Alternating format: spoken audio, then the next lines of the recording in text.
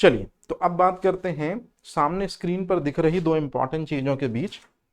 सबसे पहले इसमें आपको दिख रहा होगा इलेक्ट्रिक मोटर। जी हाँ, ये इलेक्ट्रिक मोटर जो है, याद रखिएगा, इसके खोजकर्ता का नाम भी अगर हम देखें तो माइकल फैराडे ही है। सो माइकल फैराडे ने क्या किया था, प्रत्यावर्ती धारा के मान को बढ़ाने और घटाने वाली चीज कौन सी बताई थी मैंने, ट्रांसफार्मर भी बनाया था। याद रहेगा ये चीज। अच्छा, अब आपको मुझे बताना है कि क्या माइकल फैराडे ने ही बनाई है इलेक्ट्रिक मोटर की निकोलस टेस्ला ने। देखिए, दोनों चीजें आपको बता दी मैंने। अब आप मुझे सही आंसर करेक्ट करके बताएंगे, फिर मैं आपको बताऊंगा कि इससे एक मजेदार वाकया जुड़ा हुआ है इन दोनों के बीच में। तो देखते हैं कितने लोग इसको क्लियर कर पाते हैं। और दूसरी चीज होती है डायनमो। डायनमो का मतलब होता है जनरेटर। जनरली आपने देखा होगा लाइट गोल हो जाने पर यही काम में आता था शुरुआत में। और इधर से हम इसको पकड़कर घुमाते थे। इधर से जब हम इसको पकड़कर घुमाएंगे मतलब यांत्रिक ऊर्जा का उपयोग करके ये विद्युत ऊर्जा का उत्पादन करता था, ये चीज। और ठीक इसी का उल्टा, विद्युत ऊर्जा की मदद से यांत्रिक जीवन के बहुत से कामों को या यांत्रिक ऊर्जा संबंधी बहुत से कामों को निपटाया जा सकता था इलेक्ट्रिक मोटर की सहायता से। तो ये थोड़ा सा आपको दो चीजें याद रखनी है कि यांत्रिक ऊर्जा को विद्युत ऊर्जा में कौन बदलता है, डायनमो। और डायनमो जिस काम को करता है उसी को ठीक उल्टा करता है विद्युत मोटर, मतलब विद्युत ऊर्जा को यांत्रिक ऊर्जा में बदलता है। क्लियर है ये चीज। टेलीविजन के खोजकर्ता निश्चित रूप में आपको पता होगा जीएल बेयर्ड है। और जीएल बेयर्ड के कारण ही टेलीविजन की स्टार्टिंग हुई थी। शुरुआत में टेलीविजन 1959 से इंडिया में दूरदर्शन के नाम से शुरू हुआ और 1982 में रंगीन टेलीविजन की शुरुआत हुई थी। तो ये दो फैक्ट जो है वो आपको याद रखने कि 1959 से दूरदर्शन की शुरुआत हुई और कलर टेलीविजन आया 1982 में इनसेट सीरीज के सैटेलाइटों की बदौलत। इंदिरा गांधी जी ने इनको स्टार्ट किया था। अब यदि कोई आपसे पूछे कि जो हीरा होता है वो क्यों चमकता है, तो हीरा चमकता है पूर्ण आंतरिक परावर्तन के सिद्धांत पर। मतलब कहने का हुआ ये कि पूर्ण आंतरिक परावर्तन के सिद्धांत पर जो हीरा चमकता है, इसी वजह से अब पूर्ण आंतरिक परावर्तन के सिद्धांत पर हीरा चमकता है, ये तो आपने पढ़ा होगा। एक व्यक्ति है जिनका नाम आगे हम देखते हैं नरेंद्र कपानी। उन्हीं ने एक उपकरण बनाया जिसका नाम है प्रकाशीय तंतु, जिसको कहते हैं ऑप्टिकल फाइबर। कुछ ऐसा दिखता है ऑप्टिकल फाइबर। और ये ऑप्टिकल फाइबर इसका आजकल इंटरनेट में बड़ा उपयोग किया जा रहा है, याद रखिएगा।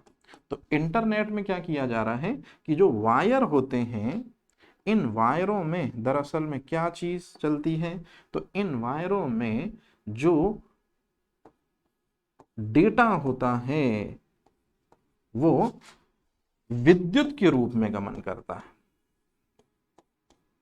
और विद्युत कितनी स्पीड से चलती है, 3 × 10⁸ मीटर पर सेकंड की चाल से। मतलब इंटरनेट वायर जो होते हैं जिनमें इंटरनेट चलता है, यही कहलाते हैं ऑप्टिकल फाइबर। और ऑप्टिकल फाइबर उसी सिद्धांत पे काम करते हैं जिस सिद्धांत पर हीरा काम करता है, मतलब पूर्ण आंतरिक परावर्तन।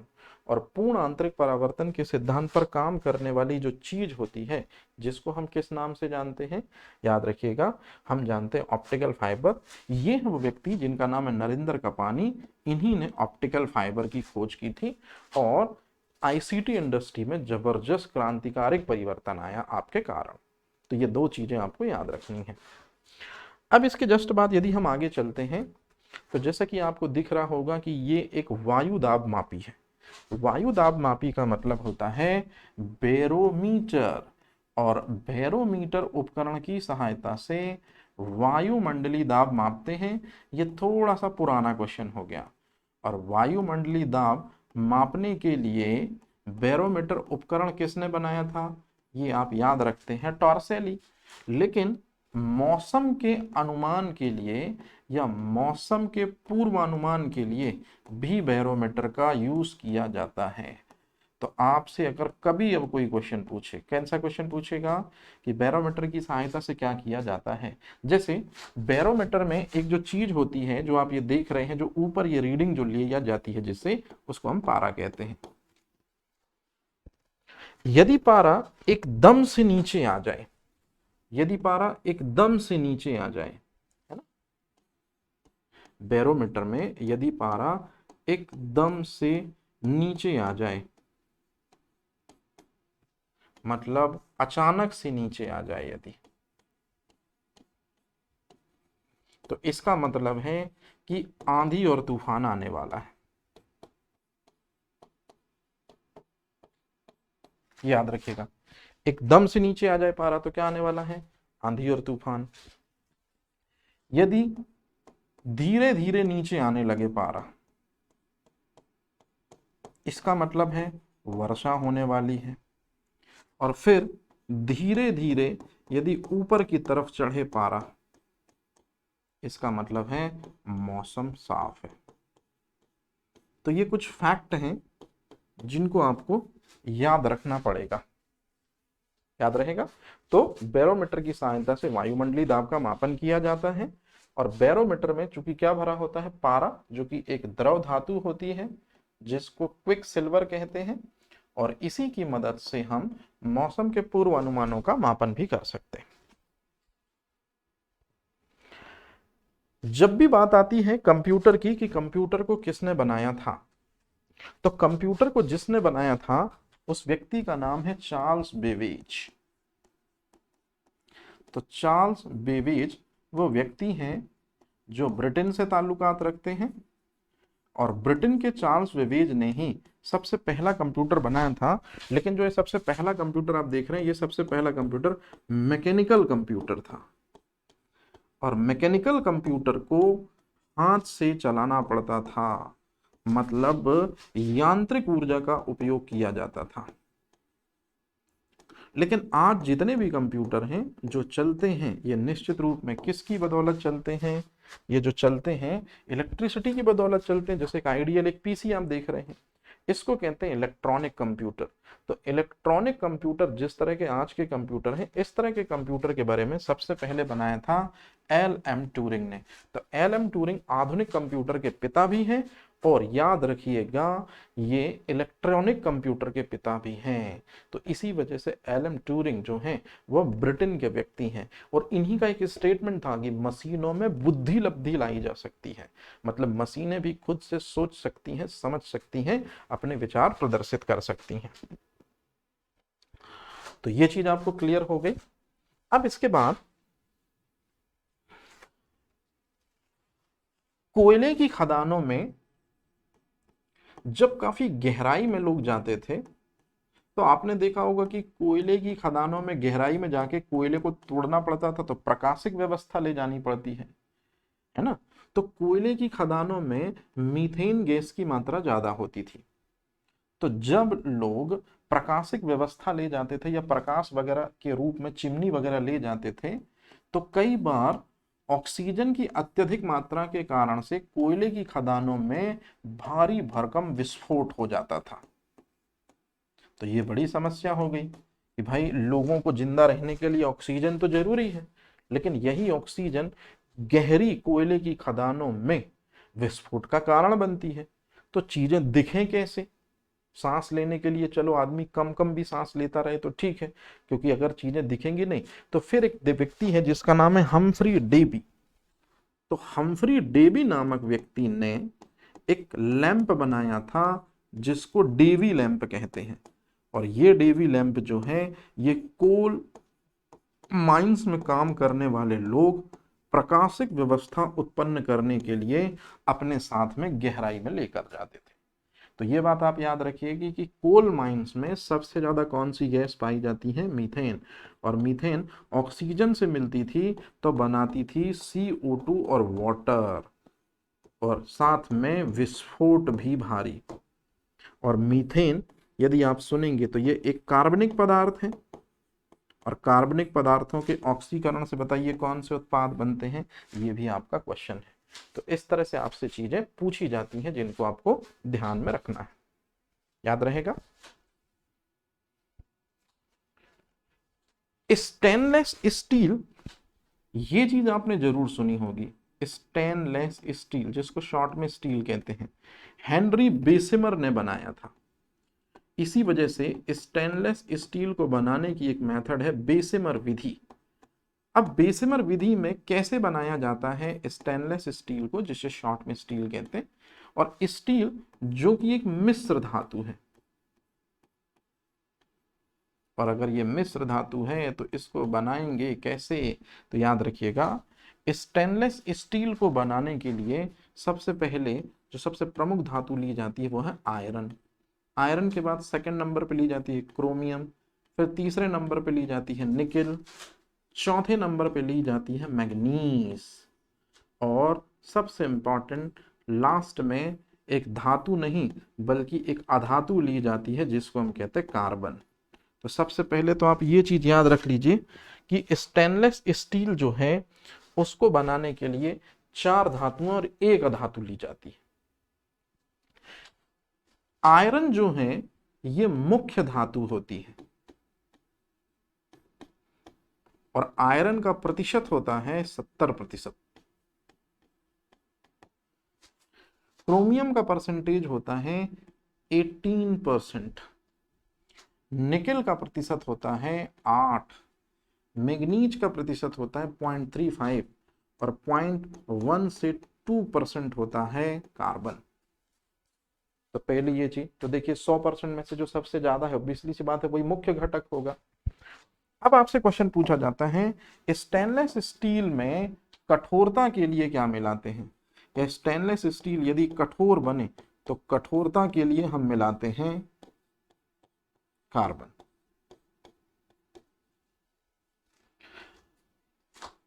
क्रोमियम जो होता है वो इसलिए मिलाया जाता है स्टेनलेस स्टील में ताकि आकर्षक दिखे। जैसे लोहे में आप जंग वगैरह देखते हैं, स्टेनलेस स्टील में आप देखते हैं किसी तरह की कोई जंग नहीं, उसकी फिनिशिंग क्वालिटी अच्छी होती है, आकर्षक दिखे और साथ ही साथ में उच्च तापमान को ग्रहण कर ले। तो ये 2 खूबी के कारण स्टेनलेस स्टील में हम क्रोमियम मिलाते हैं। अब आपने एक चीज जरूर सुनी होगी और एक चीज आपने जरूर देखी होगी कि लोहे पर चुंबक चिपकाते हैं तो चिपक जाता है, स्टेनलेस स्टील पर चुंबक चिपकाते तो नहीं चिपकता। मतलब स्टेनलेस स्टील में चुंबक का प्रभाव इसलिए नहीं पड़ता क्योंकि स्टेनलेस स्टील में जो है मिला होता है निकेल। मतलब अचुंबकीय गुण के लिए कौन उत्तरदायी होता है, निकेल उत्तरदायी होता है। और आपने मेहरौली लौह स्तंभ सुना होगा, मेहरौली लौह स्तंभ में जंग ना लगने का कारण कहीं ना कहीं धातु मैग्नीज का ही कमाल था, जिसको साइंटिस्ट आज भी मानते हैं। तो इस तरह से ये मेन इंग्रेडिएंट हैं जिनको आपको याद रखना है। अब एक क्वेश्चन पूछा जाता है, यदि स्टेनलेस स्टील में कार्बन का परसेंटेज हम इससे बढ़ाएंगे, 3 कर दिया, 4 कर दिया, तो कठोरता की ही अगली स्टेज कौन सी आती, भंगुरता। तो यदि कार्बन का परसेंटेज लगातार बढ़ाते जाएंगे तो फिर स्टेनलेस स्टील भंगुर हो जाएगा, और यह भंगुर हो जाने का मतलब है आसानी से विघटित हो जाएगा, आसानी से टूट सकता है। प्लास्टिक की जब भी हम बात करते हैं तो प्लास्टिक वर्तमान समय में पर्यावरण के लिए एक बहुत बड़ी समस्या है और अपघटनीय प्रदूषक में यह आता है। और अपघटनीय प्रदूषक में आने वाली चीज प्लास्टिक, जिसका बैक्टीरिया और फंगस अपघटन नहीं कर पाते हैं। याद रखिएगा यही प्लास्टिक जो है वातावरण के लिए बहुत बड़ी समस्या है। लेकिन अलेक्जेंडर पार्कस, ये जो नाम आप देख रहे हैं अलेक्जेंडर पार्कस, इन्हीं ने सबसे पहले प्लास्टिक को खोजा था या प्लास्टिक के बारे में बताया था। पब वगैरह में जब आप जाते हैं तो इस तरह की डिस्को लाइट देखते हैं जो मेरे पीछे आपको दिख रही होंगी। ये डिस्को लाइट का जो मेन कारण है या डिस्को लाइट का जो मेन रीजन है, इनके अंदर एक गैस भरी होती है नियोन। और नियोन गैस के कारण ही ये इतने चमकदार दिखाई पड़ते हैं। तो नियोन गैस जो कि एक अक्री गैस है के कारण चमकदार दिखाई देती हैं, रंगीन लाइटें, ये बीकन इफेक्ट कहलाता है। तो बीकन इफेक्ट का कारण जरा जल्दी से बताइए, कौन सा लैंप होता है या कौन सी चीज होती है? तो ये आपको याद रखना पड़ेगा कि नियोन बीकन इफेक्ट मतलब लाइटिंग प्रदर्शित करता है। अब पुराने समय में, ध्यान से सुनेगा, पुराने समय में क्या होता था कि ये जलपोत होता था या जो जहाज होता जो पानी में चलता था, लोग लंबी लंबी यात्राएं करते थे, 3-3 4-4 महीने पानी में लोग चलते थे। तो हर 2 महीने 15 दिन में उनको लगेगा कि कहीं किसी टापू पर रुका जाए और निश्चित रूप में आराम वगैरह किया जाए, है ना। तो क्या होता था पहले के समय पे कि जब किसी टापू पे रुकना होता था तो एक लंबा जो टापू पे जो लंबा होता था कॉरिडोर, वहां एक व्यक्ति लैंप लेके खड़ा हो जाता था, याद रहेगा ये चीज। और जब वो व्यक्ति लैंप लेके खड़ा हो जाता था तो लैंप लेकर खड़ा होने पर वो व्यक्ति जो है वो ये गैस जो है फॉस्फीन गैस, इस गैस का उपयोग करता था प्रकाश दिखाने के लिए। PH3 फॉस्फीन गैस, इसका उपयोग करता था। मतलब यहां पर एक व्यक्ति लालटेन में फॉस्फीन गैस भर लेता था और यहां भी एक व्यक्ति उस लाइट को देखता था और इस तरह से फिर ये जहाज यहां डेरा डाल देता था। तो क्वेश्चन आपसे पूछा जाता है कि समुद्र में संकेतक के रूप में, तो समुद्र में संकेतक के रूप में मतलब जहाज को जैसे ही ये संकेत दिखता, ये संकेत जहाज को दिखता, तो समुद्र में संकेतक के रूप में जरा जल्दी से बताइए कौन सी गैस का उपयोग करते थे? फास्फोरस का स्थायी हाइड्राइड, जिसको फास्फीन कहते हैं। लेकिन वर्तमान समय में समुद्र में संकेतक के रूप में हम यूज करते हैं नियोन का, क्योंकि नियोन की जो चमक होती है वो ज्यादा दूर से दिखाई देती है सुस्पष्ट व्यक्ति को। तो आपसे 2 क्वेश्चन पूछे जाते हैं, समुद्र में संकेतक के रूप में पुराने समय में किसका उपयोग करते थे? फास्फीन गैस का। और वर्तमान समय में किसका यूज करते हैं? तो याद रखिएगा नियोन का। क्यों? क्योंकि नियोन जो है वो ज्यादा प्रकाश उत्पन्न करती है, ज्यादा चकाचौंध उत्पन्न करती है, दूर से ही व्यक्ति इसको देख लेता है। और समुद्र में आपको भी पता है कि ऊपर भी नीला रंग है, नीचे भी नीला रंग है, बड़ी दिक्कत होती होगी रात में देखने मिले। तो इस तरह से नियोन की जो चमक है वो साफ साफ व्यक्ति को काफी दूर से दिखाई देती है और इस तरह से व्यक्ति आरामगाह पाता है समुद्री स्थलों पे। अब यदि मैं आपसे पूछूं कि इस चित्र में आपको क्या दिख रहा है, तो आप बोलेंगे कि इस चित्र में हमको दिख रहे हैं पंडित नेहरू और इस चित्र में दिख रहे हैं डॉक्टर भाभा। तो जी हाँ, डॉक्टर भाभा वो व्यक्ति हैं जिनको भारत में परमाणु ऊर्जा कार्यक्रम का पिता कहा जाता है। तो भारत में परमाणु ऊर्जा कार्यक्रम का पिता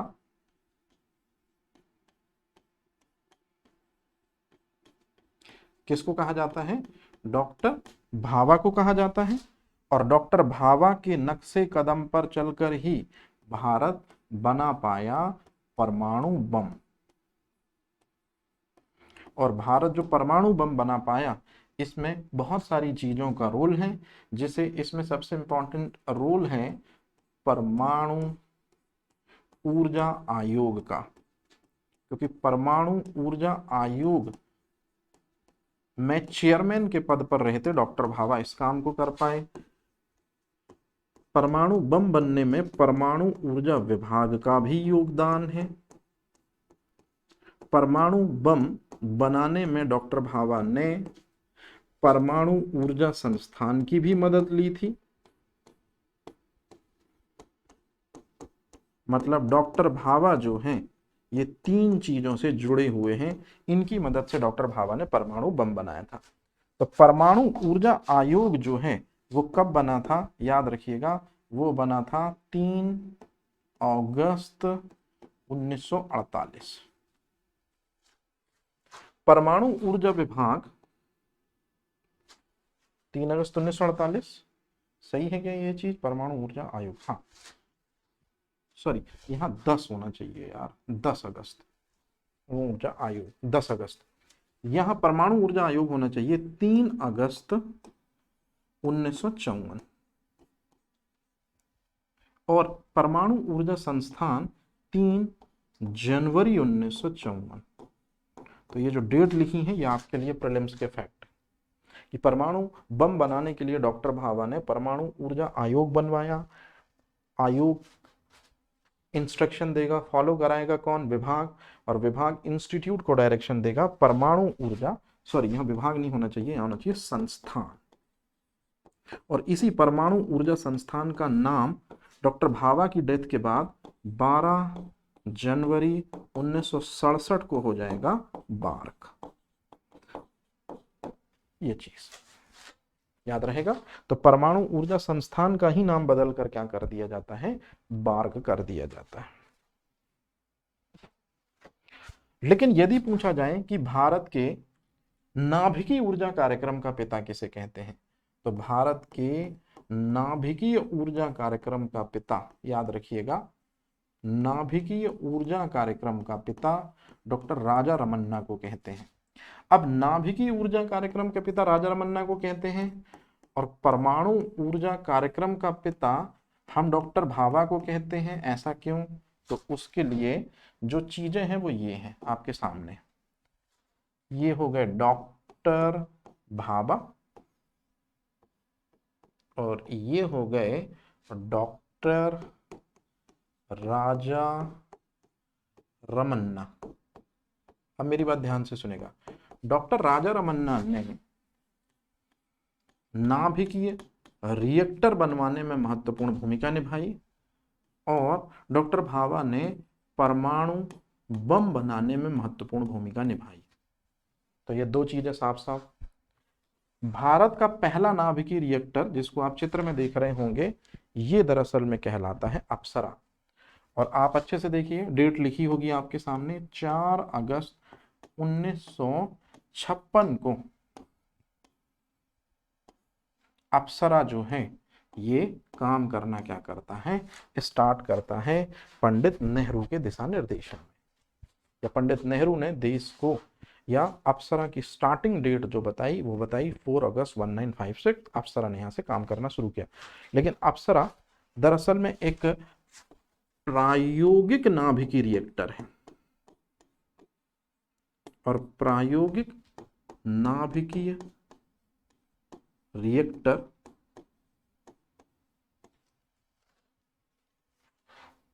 यदि अप्सरा है तो किसने बनाने में महत्वपूर्ण भूमिका निभाई? डॉक्टर राजा रमन्ना ने।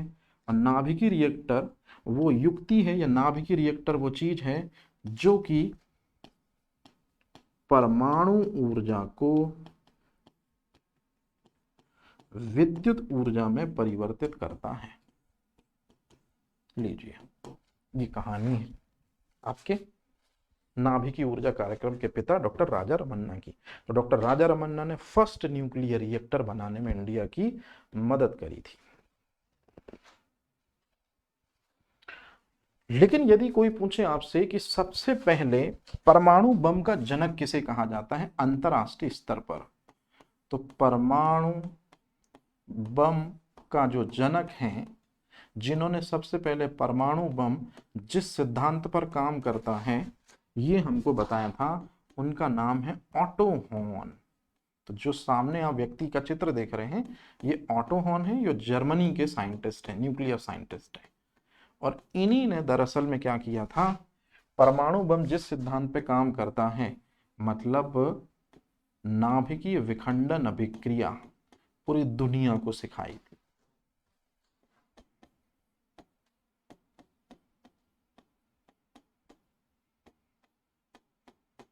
तो ये ध्यान में रखिएगा आप।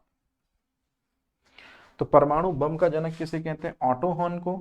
लेकिन 6 अगस्त और 9 अगस्त, ये तो आपको मंजर याद होगा, यूएसए ने जापान की 2 सिटी, पहली सिटी हिरोशिमा और दूसरी सिटी है नागासाकी, पर क्या गिरा है? Atom bomb. तो 6 अगस्त को एक एटम बम गिरता है, 9 अगस्त को एक एटम बम गिरता है। तो जो 6 अगस्त को एटम बम गिरा था, जिसका नाम है लिटिल बॉय, ये बनाया था रॉबर्ट ओपनहाइमर ने। और 9 अगस्त को जो एटम बम गिरा था, फैट लिटिल बॉय फैटमैन, ये गिरा था जो 9 तारीख को, ये भी दरअसल में बनाया था उस व्यक्ति ने जिसका नाम है रॉबर्ट ओपनहाइमर। तो रॉबर्ट ओपनहाइमर वो व्यक्ति है, याद रखिएगा, जिसको आधुनिक परमाणु बम का जनक कहते हैं। रॉबर्ट ओपनहाइमर को आधुनिक परमाणु बम का जनक कहा जाता है। आधुनिक परमाणु बम का जनक कहा जाता है। किसको कहा जाता है? याद रखिएगा, रॉबर्ट ओपनहाइमर को। ये चीज, रॉबर्ट ओपनहाइमर वो व्यक्ति हैं जिन्होंने इंडियन माइथोलॉजी की किताबों को पढ़कर सर्वप्रथम यूएसए के लिए एटम बम बनाया था।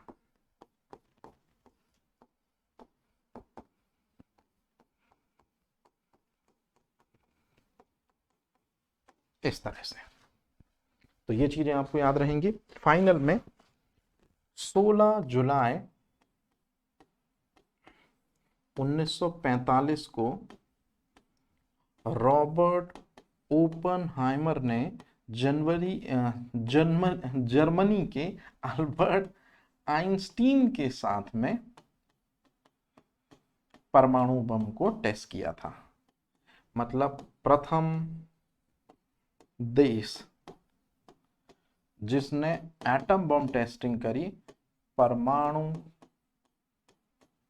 बम की टेस्टिंग करी, जल्दी से बताइए वो कौन है? वो है यूएसए। और यूएसए ने ऐसा एक जर्मनी के व्यक्ति को साथ लेकर किया था जिनका नाम है अल्बर्ट आइंस्टीन। याद रहेगी ये चीज? अच्छा, तो अगर मैं आपसे पूछूं कि ये दो प्रोटोटाइप हैं, ये दो परमाणु बम हैं, तो दुनिया का पहला परमाणु बम, जैसा कि आप चित्र में देख पा रहे होंगे, ये है वर्ल्ड फर्स्ट एटम बम। दुनिया का प्रथम परमाणु बम। तो दुनिया का प्रथम परमाणु बम जो है, क्या नाम है इसका? बताइए जल्दी से। Little boy. लिटिल बॉय में ईंधन के रूप में क्या लिया था? यूरेनियम 235। कितना लिया था? 4400 किलो। प्रथम विश्व युद्ध में कौन सा विस्फोटक यूज हुआ था? टीएनटी। लगभग 15,000 गुना ज्यादा टीएनटी के बराबर विस्फोटक क्षमता थी। लेकिन यदि मैं बोलूं कि दुनिया का सेकेंड एटम बम, दुनिया का सेकेंड परमाणु बम कौन सा था? आपको पता है, फैटमैन। और जो लिटिल बॉय हैं और जो फैटमैन हैं, इनको बनाया किसने था? आधुनिक परमाणु बम का जनक रॉबर्ट ओपनहाइमर ने ही बनाया था इनको। तो ये तो मैं आपको पहले ही बता चुका हूं। अब आप अच्छे से देख लीजिए, फैटमैन एटम बॉम्ब में एज अ फ्यूल के रूप में क्या लिया था? प्लूटोनियम 239 लिया था। कितना किलो लिया था? 4535 किलोग्राम लिया था। यहां तो 4400 किलोग्राम यूरेनियम लिया था।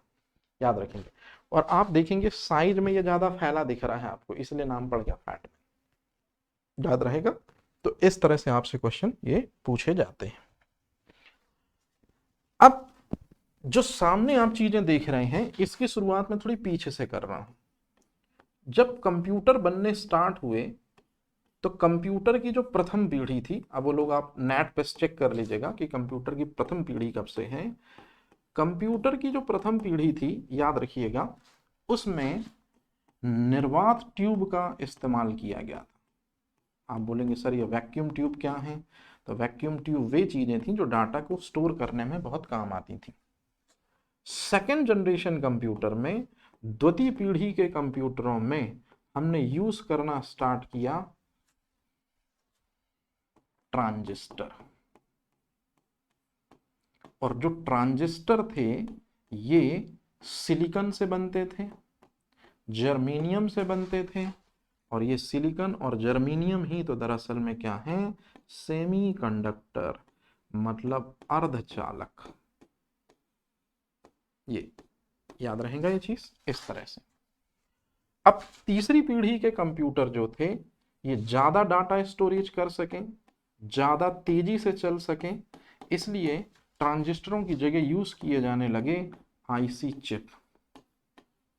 आईसी चिप का फुल फॉर्म इंटीग्रेटेड सर्किट। तो इंटीग्रेटेड सर्किट ये फुल फॉर्म है। चौथी पीढ़ी के जो कंप्यूटर थे, फोर्थ जनरेशन जो कंप्यूटर थे, उनमें यूज किया जाने लगा, याद करिए क्या यूज किया जाने लगा, माइक्रो प्रोसेसर।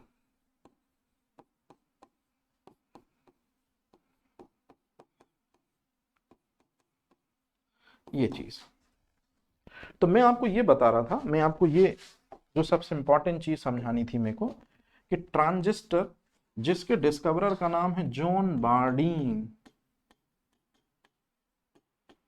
जॉन बार्डीन और विलियम शॉकले, ये ट्रांजिस्टर के खोज करता है। 1948 में बनाया था इन्होंने, और 10 साल बाद J.S. किल्वी ने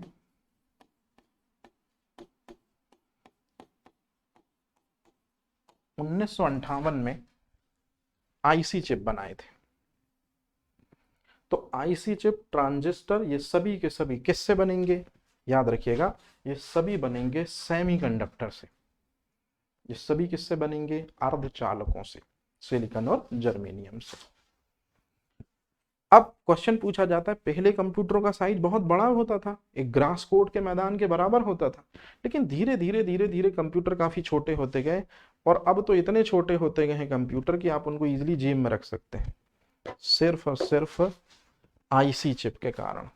आईसी चिप ने कंप्यूटरों का साइज काफी छोटा कर दिया और ज्यादा संग्रहण, ज्यादा स्टोरेज वाला कर दिया, जिस वजह से हम इनको ज्यादा अच्छे से यूज कर पाते हैं, ज्यादा अच्छे से इनको ध्यान में रख पाते हैं।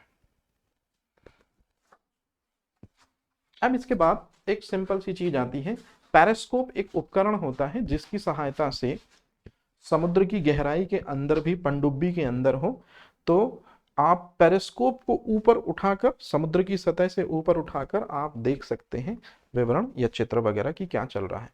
तो समुद्र की गहराई के अंदर से भी स्थल आकृतियों को देखने के लिए हम पेरिस्कोप का उपयोग करते हैं। और पेरिस्कोप जो है ये प्रकाश के परावर्तन सिद्धांत पे काम करता है। परावर्तन सिद्धांत का मतलब क्या है कि लाइट जो है वो यहां से जाएगी, अंदर जाएगी, समुद्र के अंदर, पनडुब्बी के अंदर एक व्यक्ति जो देख रहा होगा उसको इजीली दिखाई देगी। तो ये चीज याद रखिएगा कि प्रकाश के परावर्तन पर जो है पेरिस्कोप काम करता है, हमारी दृश्यता भी प्रकाश के परावर्तन पर होती है। तो इस तरह से ये क्वेश्चन आपसे पूछा जाता है।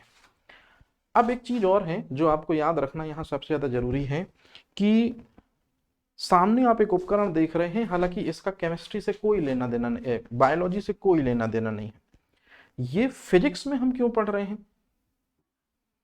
भाई, है तो ये बायो का apparatus ना, तो इसका फिजिक्स से कोई लेना देना नहीं, लेकिन हमने इसको फिजिक्स में क्यों डाला। अब मेरी बात ध्यान से सुनिए, इस उपकरण को कहते हैं स्टेथोस्कोप, और स्टेथोस्कोप के डिस्कवरर का नाम है लाइनेक।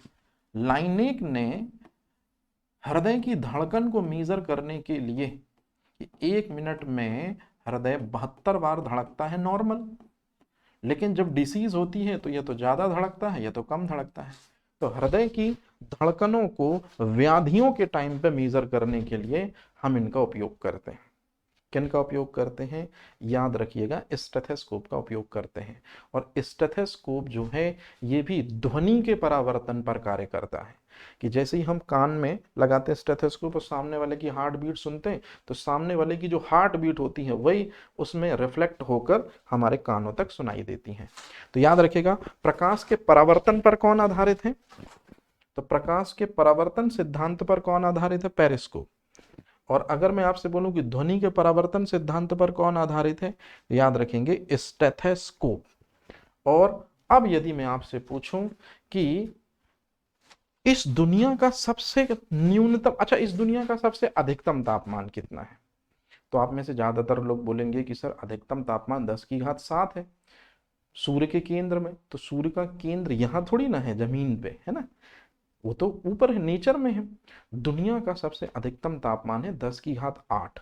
जब एक एटम बम एक्सप्लोज किया जाता है तब 10⁸8 डिग्री सेंटीग्रेड टेम्परेचर रिलीज होता है। और भी परमाणु बम को और भी बेहतर ईंधन डाल के और भी ज्यादा टेम्परेचर आप ले सकते हो। मतलब इस दुनिया का मैक्सिमम टेम्परेचर कितना है इसकी कोई लिमिट नहीं है। जितना ज्यादा आप ईंधन ऐड करते जाओगे उतना ज्यादा धमाका होता चला जाएगा, उतनी ज्यादा हीट, उतना ज्यादा टेम्परेचर मिलेगा। लेकिन इस दुनिया का सबसे कम तापमान जो है वो है 0 डिग्री सेंटीग्रेड, और वो 0 केल्विन में है। लेकिन अगर मैं बात करूं सेल्सियस में, -273.15 डिग्री सेंटीग्रेड। तो इस दुनिया का जो सबसे न्यूनतम तापमान है वो है 0 केल्विन, सेल्सियस में -273.15। इसको कहते हैं परम शून्य ताप। और परम शून्य ताप ही इस संसार का सबसे निम्नतम तापमान है। तो सबसे निम्नतम तापमान परम शून्य ताप के बारे में हमको किसने जानकारी दी थी, याद रखिएगा, हमको किसने बताया था, उन व्यक्ति का नाम है केल्विन। उन्हीं ने संसार के सबसे न्यूनतम तापमान के बारे में हमको बताया था। सबसे न्यूनतम तापमान के कारण ही पदार्थ की जो प्लाज्मा अवस्था, तो याद रखिएगा प्लाज्मा अवस्था ज्यादा टेम्परेचर पर मिलती है, याद रहेगा, ये मैंने आपको सिखाया है केमिस्ट्री में। और बोस आइंस्टीन संघनन अवस्था अत्यंत कम तापमान पर, मतलब 0 केल्विन पर मिलती है। तो आप जरा जल्दी से बता दीजिए, पदार्थ की पांचवी अवस्था जो है वो किस तापमान पर प्राप्त होती है, परम शून्य ताप पर प्राप्त होती है। इतने कम ताप पर कोई भी जो चालक पदार्थ होता है उसका प्रतिरोध शून्य हो जाता है, मतलब अति चालक पदार्थ बन जाता है। तो अति चालकता की खोज, अति चालकता की खोज साल 1911 में कैमर लिंक ओन्स ने की थी।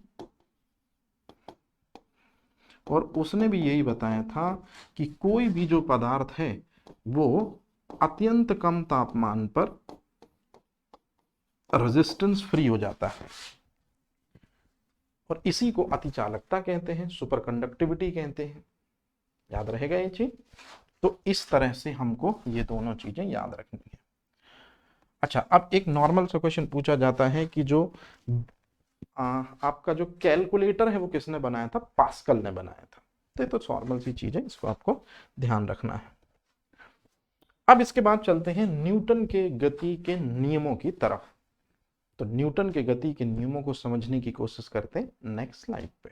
चलिए।